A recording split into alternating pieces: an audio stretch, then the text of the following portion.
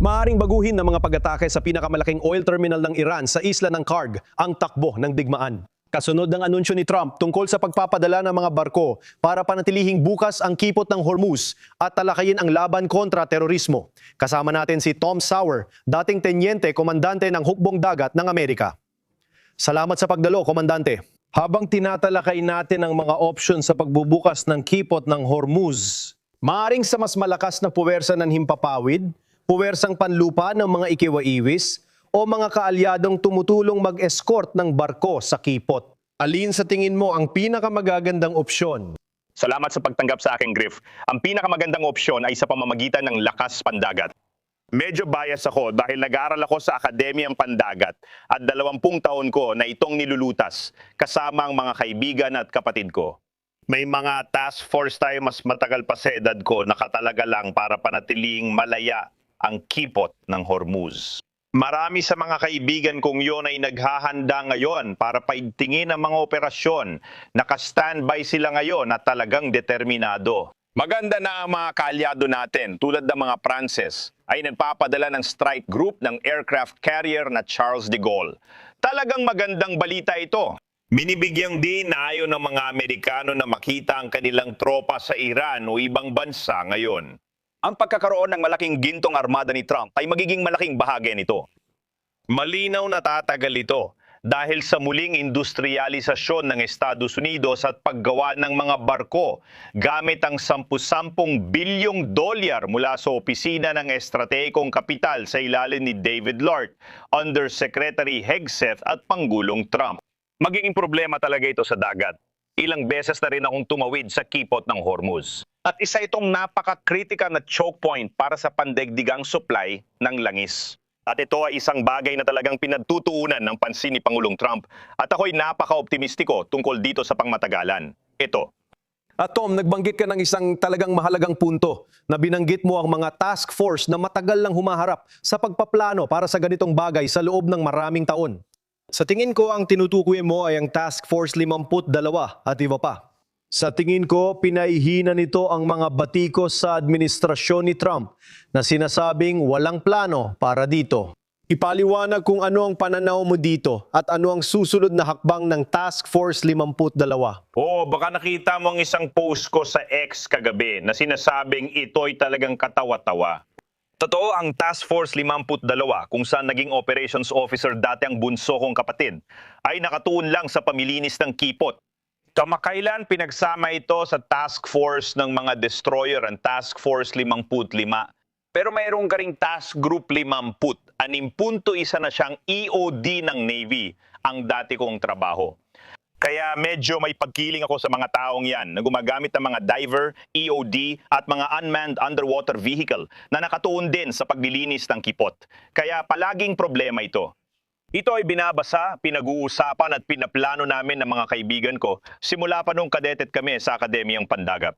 Ibig ko sabihin yun ang buong konsepto. Hindi ito bagong ideya na parang ano kaya kung isasara ng Iran ang kipot. Mayroong mga kumpletong operasyonal na plano na tinatawag naming mga plano o sa aming larangan na sa esensya ay mga plano ng digmaan. Na palaging ginagawa, pinag-ensayuan at ina-adjust palagi. Mayroong maraming tao na mahusay ang pagsasanay, mahusay ang kagamitan at lubos ang dedikado. Literal na nakatuon lang sa problemang ito. Ang nagsasabing hindi tayo naghahanda ay hindi alam ang sinasabi niya o nagsisinungaling siya. Tenente Komandante Tom Sauer, salamat sa iyong ambag na yon at sa iyong serbisyo. Maraming salamat, Griff. Para sa dagdag detalye, tatawagin natin si dating Depensa Kalihim, Mark Esper. Gino, ikinato naming makasama kayo sa programa, kaya agad naming tatalakayin ang mga bagong balita. Inanunsyo ng Pangulo sa social media na maraming bansa, lalo na yung mga apektado ng tangka ng Iran na isarang kipot ng Hormuz, ay magpapadala ng mga barkong pandigma. Ano po ang reaksyon ninyo sa pagsama ng Estados Unidos ng Amerika para mapanatiling bukas at ligtas ang kipot? Gino. Magandang araw. Sa tingin ko, magandang inisyatiba ito. Mas maganda kung may lalantad natin ito sa buong mundo. Maraming bansa, lalo na sa Asia, ang mas apektado ng pagputol ng supply ng lanis mula sa kipot ng Hormuz kaysa sa mismong Estados Unidos. Pangalawa, marami ibang bansa rin ang naapektuhan bukod sa atin. Nananiwala ako na ang internasyonalisa nito ay nagpapalakas ng diplomasya at legitimasyon sa ating mga aksyon. Tumutulong mapanatiling bukas ang kipot at nagdadagdag ng kakayahan sa kipot ng Hormuz. Tayo ang may pinakamalakas na hukbong dagat sa mundo, pero limitado ang bilang ng destroyer sa kipot. Ang pagdagdag ng escort mula ibang bansa ay malaking tulong sa hinaharap, kaya tingin ko ay napakagandang inisyatiba ito. Kapag isinama mo pa ang nangyari kagabi sa isla ng Karg, kung saan pinoproseso ng Iran ang karamihan ng krudong lanis nila, malaking dagok ito at tagumpay para kay Zemunewa. Kapag pinagsama mo ito sa nangyari doon, manalaking hakbang ang nagagawa natin kasama ang Iran. Sinabi mo na dati na mas matatag ang Iran. Sa tingin ko, napaka-interesante nito. Binabago ba ng mga ito ngayon ang pananaw mo tungkol dito? Sa totoo lang, medyo nakakalito ang titulong yan. Tinan mo, sa huli, ang digmaan ay tunggalian ng mga kagustuhan ng dalawang bansa. Ngayon, para mas matapang na ang mga Iranian, tama ba? Matapos malampasan ng mabibigat na pag-atake at welga natin, nagawa nilang magtagumpay sa paglipat. May bahagyang pagkakahati sa pamahalaan at mga institusyon. Ngayon, inilalagay na nila ang mga hinihingi para sa mundo matapos ang labanan, gaya ng reparasyon at pag-alis ni Sia Shahami, si Adom, sa rehiyon. Samantala, mahalaga ang presyo ng langis para sa eleksyon sa Nobyembre. Alam natin na ang mga demokrasya ay mas apektado ng opinyon ng publiko kaysa sa mga autokrasya. At ito ay isang brutal na autokrasya. Palagi kong inaalala na kapag nagbangga ng mga kagustuhan, lalo na kung hindi pa suportado ng karamihan sa mga Amerikano, maaaring mas matagal silang magtiis para makamit ang layunin sa digmaan. Kung matalo sila, maaaring bumagsak ang kanilang rehimen. Sa tingin ko, dahil sa mga dinamikong ito, ganito ang sitwasyon ngayon. Ang aksyon sa isla ng Karga ay malinaw na nagpapakita ng kahandaang direktang atakihin ang isla. Pangalawa, maaaring paghahanda ito ng target para sakupin ng mga puwersang panlupa. Ayun na ang susunod kong itatanong sa'yo. May mga ulat ng gobyerno ni Trump ay sinusuri at pinag-iisipan kung dapat bang magpadala ng mga tropang panlupa o hindi. Kahit maliit na grupo ng taong pumasok at siguraduhin ng mga nuclear na lugar na baka hindi natin natamaan sa pagbomba, ano masasabi mo rito? Sa tingin mo ba matalino magpadala ng special forces? Well, depende sa layunin na gusto at sa magiging resulta. Sa tingin ko, mas simple at di kasing delikado yon kaysa lumipad sa Iran para kumpiskahin ang nuclear materials o protektahan ang Isfahan o Fordow. Alam mo, ang isla ng Karga ay nasa hilaga ng kipot, kaya medyo malayo ito sa liko ng kipot ng Hormuz. Pero kahit ganon, mga 100, 100 at 20 milya lang ito mula sa Kuwait, Bahrain, mga ganong lugar. Madaling marating gamit ang helicopter.